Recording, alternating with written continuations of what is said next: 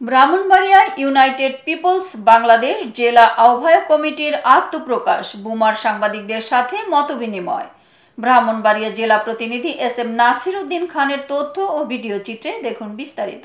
জুলাই গণ অভ্যুত্থান ও আগামীর বাংলাদেশ শীর্ষক মতবিনিময় সভা ও সংবাদ সম্মেলনের মধ্য দিয়ে ব্রাহ্মণবাড়িয়ায় আত্মপ্রকাশ করেছে ইউনাইটেড পিপলস বাংলাদেশ বাংলাদেশ জেলা আহ্বায়ক কমিটি। রবিবার বিকেল ৩টায় শহরের ব্রাহ্মণবাড়িয়া অনলাইন মিডিয়া অ্যাসোসিয়েশনের বুমা কার্যালয়ে আয়োজিত এই অনুষ্ঠানে সাংবাদিকদের সঙ্গে মতবিনিময় সভা ও সংবাদ সম্মেলন অনুষ্ঠিত হয়।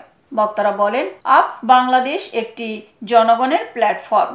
এর মূল লক্ষ্য হল সাধারণ মানুষের অধিকার রক্ষা, দুর্নীতির বিরুদ্ধে সোচ্চার হওয়া এবং গণতন্ত্রের ভিত্তিকে আরও শক্তিশালী করা। তারা জানান, জেলা আহ্বায়ক কমিটির উদ্যোগে উপজেলা ও গ্রাম পর্যায়ে সাংগঠনিক কাঠামো গড়ে তোলা হবে। পাশাপাশি তরুণ প্রজন্মকে সম্পৃক্ত করে সচেতন সমাজ ও নতুন নেতৃত্ব তৈরি করবে সংগঠনটি। সংবাদ সম্মেলনে আরও বলা হয়, জনগণের ভোটাধিকার নিশ্চিতকরণ, সামাজিক ন্যায় বিচার প্রতিষ্ঠা এবং সাধারণ মানুষের সমস্যাগুলো তুলে ধরে সমাধানে কাজ করবে বাংলাদেশ।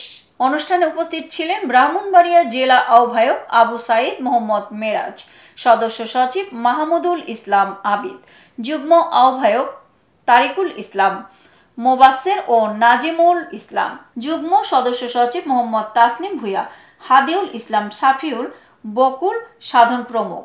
বক্তারা আশা প্রকাশ করেন, বাংলাদেশ ব্রাহ্মণবাড়িয়ার জনগণের প্রত্যাশা পূরণে ইতিবাচক ভূমিকা রাখবে।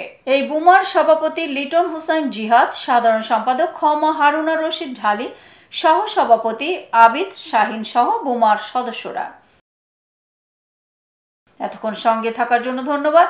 i1 টিভি নিয়মিত আপডেট পেতে ভিজিট করুন আমাদের ওয়েবসাইট, ফেসবুক, ইনস্টাগ্রাম ও ইউটিউব চ্যানেলে।